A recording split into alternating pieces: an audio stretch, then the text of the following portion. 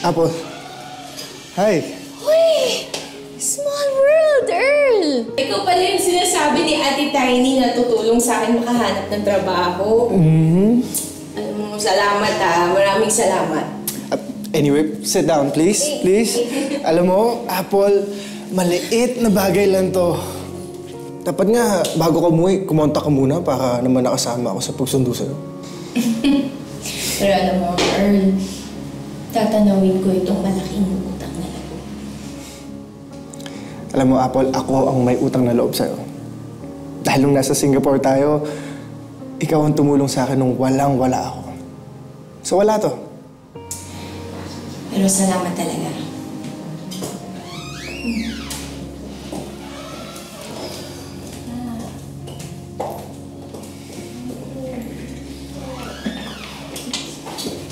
Nakakaba naman.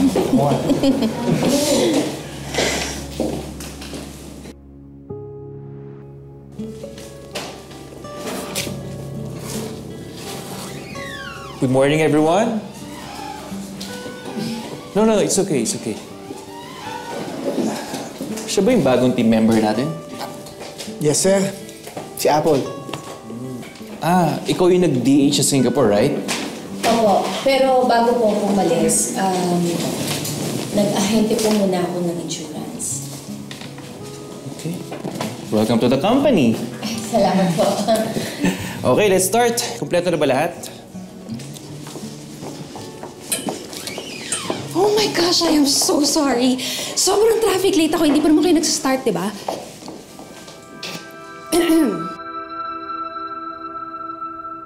You're in my spot.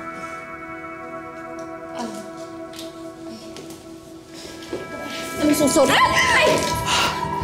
What the hell? Sorry po, sorry.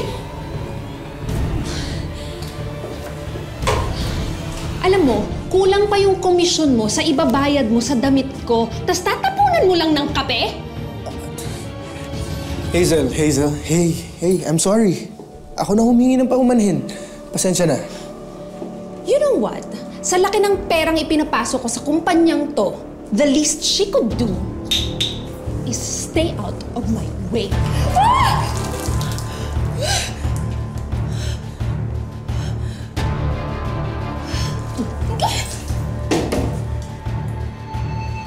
Hindi man makabalik ng Singapore, tila may bagong oportunidad naman si Apple sa pinapasukan niyang trabaho. Ang problema lang, may kontrabidang umi-eksena na gusto pa yatang maging main character sa buhay niya. Palibhasa sa dami ng sales niya, kaya pinapabayaan na si Boss Jojo. Hayaan mo. Sa laki ng sales na ipapasok ko dahil sa ospital na to. Thank you po, Sir Tony. Hazel? Anong ginagawa mo dito? Sir Tony? Naku, Earl, pasensya ka na. Siguro, next time na lang ako kukuha sa'yo. Total, nasa isang company naman kayo, di ba? Pero sir, sa akin kayo dapat kukuha, di ba? Earl, like Sir Tony said, nasa iisang company lang tayo. Sir Tony, let's go. Let's celebrate.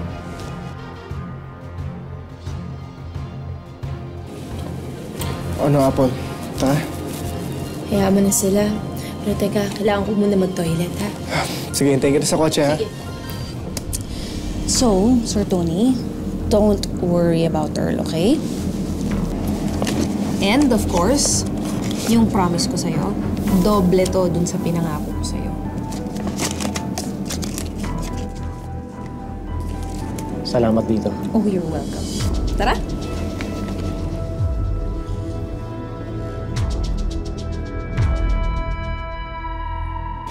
Alam mo, Apple, sa trabahon to, normal lang naman magbigay ng incentive sa mga sales leads.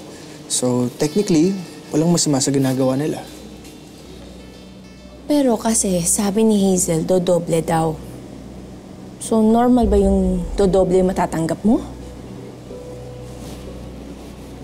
Ang alin? Pinag-uusapan niyo ba ako? Earl, ha? Baka naman mamaya kung ano-anong intriga ang sinasabi nitong tao mo, against me. Wala namang ganon, Hazel. Earl, siguro mauna na ako. Kailangan ko pa kasing sunduin niyo yung anak ko, ha? Bukas na lang. Sige, Apple. Ingat.